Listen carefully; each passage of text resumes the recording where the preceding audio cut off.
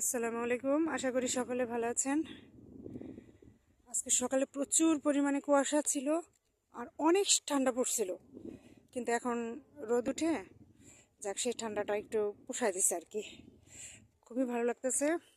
আমিও হাঁটতে বের হয়েছি।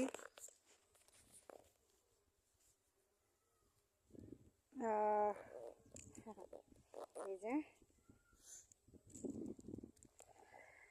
দেখা যাচ্ছে কি না জানি না, বাড়িতে মানে গ্রামের বাড়িতে এত পরিমাণ শীত, এই শীতে পাগল হওয়ার অবস্থা, বুঝছেন? পাগল হওয়ার মতো অবস্থা সবার। এখন কি ভাল লাগতেছে হাঁটতে, পাশে চলে আসছি একটু হাঁটার জন্য। এগুলোকে মনে বলা হয় মেঠো পথ, তাই না? এগুলাকে বলা হয় মেঠো পথ। গ্রাম ছাড়াও এই রাঙামাটির পথ, এগুলো রাঙামাটির পথ, এগুলোই মেঠো পথ। এই পথের কথা মৃত্যুর আগ পর্যন্ত মনে থাকবে যারা গ্রামে বড় হয়েছে। এই পথগুলো মিস করে মানুষ।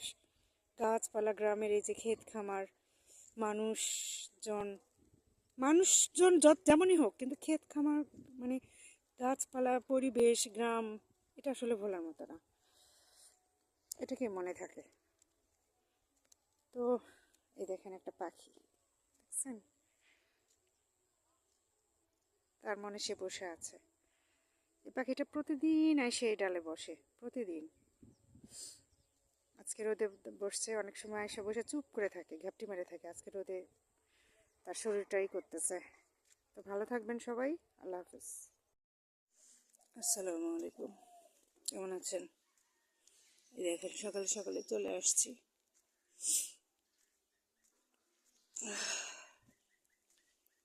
ঠান্ডা তেমন নাই, একটু কুয়াশা আছে, হালকা বাতাসও নেই। যাক আলহামদুলিল্লাহ। বাতাস না থাকলে ঠান্ডা নেই, যত কুয়াশায় পড়ুক। বাতাসের জন্য একটু ঠান্ডা লাগে। কুয়াশা পড়ছে তো, পাখিরা উঠতেছে মনের শান্তিতে।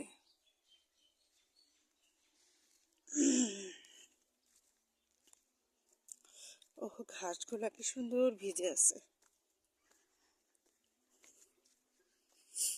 সবগুলো ঘাস একদম কি সুন্দর উপরে সাদা হয়ে আছে পানি কুয়াশাতে। দেখতে পাচ্ছেন তো?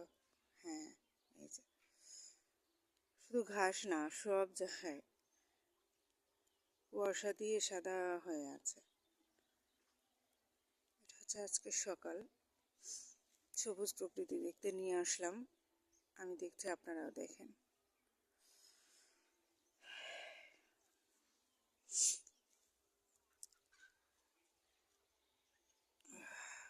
ও যে একজন ঘাস কাটছে ওর পাশে।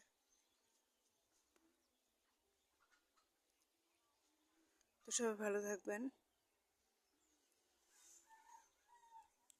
সকালবেলা একটু হাঁটতে বের হবেন সবাই, দেখবেন মন মেজাজ দুটোই ভালো থাকবে, আর শরীরটাও সবচেয়ে ভালো থাকবে। সবাই ভালো থাকবেন, সুস্থ থাকবেন।